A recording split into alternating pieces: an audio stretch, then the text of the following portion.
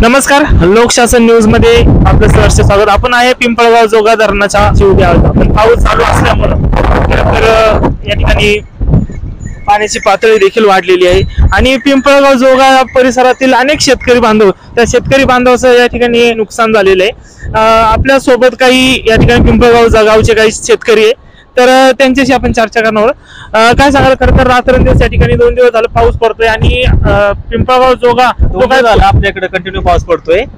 आमच्या ते मोटारी शेती पंपाच्या सर्व पेट्या सर्व पाण्याखाली गेल्या आहेत. अतिनात नुकसान झालेलं आहे पूर्णपणे. सर्व इथून तर आपलं डिंगोरेपर्यंत कमीत कमी इकडं 1 किलो आपलं 500 मीटर, इकडे 500 मीटर संपूर्ण शेती पाण्याखाली गेली आहे. त्यामुळे अतिनात नुकसान, सोयाबीन झालं, हे झालं, मोटारी, विद्युत पंप, डिप्या सर्व पाण्याखाली गेले आहे.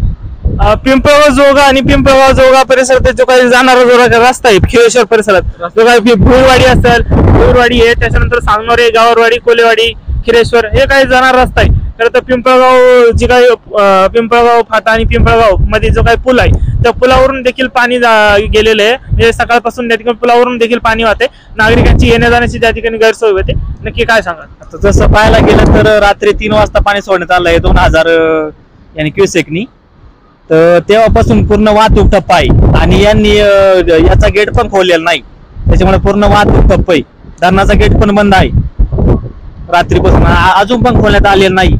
या ठिकाणी पोलीस प्रशासन देखील या ठिकाणी आपण पाहू शकतो. पोलीस प्रशासन देखील या ठिकाणी पिंपळगाव धरणावरती या ठिकाणी हजर झालेलं आहे.